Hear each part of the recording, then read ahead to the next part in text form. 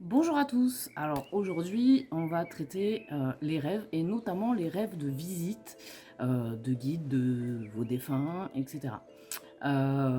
Déjà, comment les reconnaître? C'est simple. Quand ils vont vous montrer quelque chose, une scène, un lieu, etc., où vous parlez, ils auront toujours des mots rassurants, euh, apaisants, et vous ressentirez une bienveillance et un amour absolument inconditionnel. Sentiment que vous garderez au réveil quand vous repenserez à votre rêve. Voilà, ça c'est l'élément essentiel euh, à retenir. Et le deuxième point, c'est que même si c'est quelqu'un que vous n'avez pas connu de votre vivant, en tout cas sur cette incarnation, dans votre rêve, vous aurez le sentiment de le connaître depuis toujours. Donc, et ça, c'est quelque chose d'important puisque ça peut être quelqu'un que vous avez connu soit dans une autre incarnation, soit un aïeul que vous n'avez pas connu de votre vivant, mais qui lui vous connaît. Et ou alors, il peut s'agir de votre guide qui vous suit depuis avant votre incarnation et depuis votre naissance en fait, et qui va vous suivre jusqu'à votre mort et même au-delà. Euh, voilà comment faire la différence entre un rêve de tri des émotions, un rêve physiologique tout à fait classique, comme on en fait tous, où le cerveau va traiter les informations et les événements qu'il a vécus récemment, et un rêve, on va dire, ésotérique, spirituel, avec visite et ou transmission de messages, puisque en général, quand les défunts ou les guides se déplacent, puisqu'ils aiment bien, voilà, c'est assez pratique pour eux, les rêves, c'est un peu, voilà, une porte, si vous voulez, vers l'autre monde. Euh, donc c'est un moyen de communication assez courant. Euh, du coup, ils utilisent plus particulièrement ce chemin-là, voilà. Surtout quand on n'est pas, voilà, quand on n'a pas des capacités très développées en tant que médium, voilà.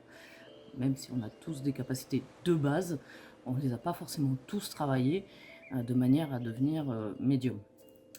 Euh, voilà, un petit peu comment faire. Après, une autre astuce que je pense qui serait intéressante pour tous ceux qui se posent plein de questions, c'est de noter vos rêves ou enregistrer-les sur... voilà, maintenant on a tous des smartphones, bah, vous faites un enregistrement audio, tout simplement, où vous racontez votre rêve, ça vous permettra d'y revenir. Ajoutez-y bah, comment vous vous êtes endormi, est-ce que vous étiez calme, serein, stressé ou quoi, votre contexte de vie à ce moment-là. Donc ça, c'est super important. Est-ce que vous êtes dans une période de stress intense? Est-ce que vous avez des difficultés financières, professionnelles, familiales? Enfin, voilà, tout ce qui est notable. Euh, et aussi s'il y a eu consommation de produits avant de s'endormir. Alors ça peut être beaucoup d'excitants, du thé, du café, de l'alcool, par exemple après un apéro, voilà. Euh, voilà, il y a pas mal de produits qui peuvent modifier les rêves. Mais en notant le contexte, ça va vous permettre d'y voir plus clair et de vous poser moins de questions. Ce que je voulais aborder aussi, c'est les symboles dans les rêves, parce que souvent on me dit ouais, j'ai rêvé que je perdais mes dents, on m'a dit que ça voulait dire qu'il allait y avoir un décès. Non, pas du tout. Attention à ce que vous allez trouver partout, gardez toujours votre discernement. Euh, Rêver qu'on perd ses dents, c'est bah, tout simplement, rappelez-vous, les dents de lait. Quand on est enfant, on a nos dents de lait, et puis vient le moment où de les perdre pour avoir nos dents définitives.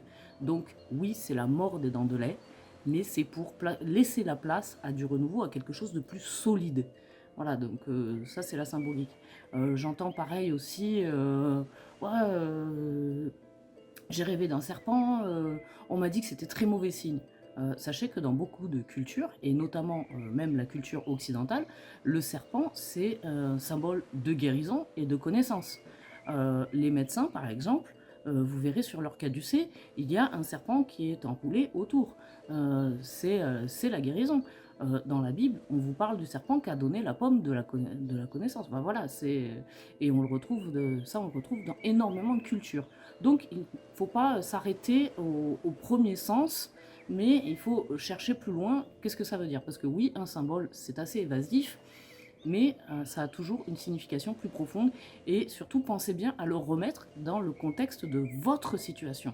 Voilà, votre situation à vous n'est pas la mienne, n'est pas celle du voisin, n'est pas celui de votre frère ou de votre cousin, voilà, ou de votre voisin.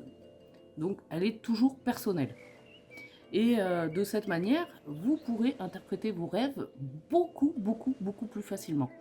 Voilà, parce qu'on trouve énormément de groupes, de livres, de choses comme ça, où il y a des infos intéressantes, bien sûr, mais c'est souvent vecteur de peur, chacun y va un petit peu de sa propre interprétation, mais sans tenir compte de votre contexte personnel. Voilà. C'est tout pour aujourd'hui, c'est déjà pas mal. Comme d'habitude, je vais vous demander de m'aider en vous abonnant, en likant et en partageant la vidéo. Je vous remercie et je vous dis à très bientôt pour une nouvelle vidéo.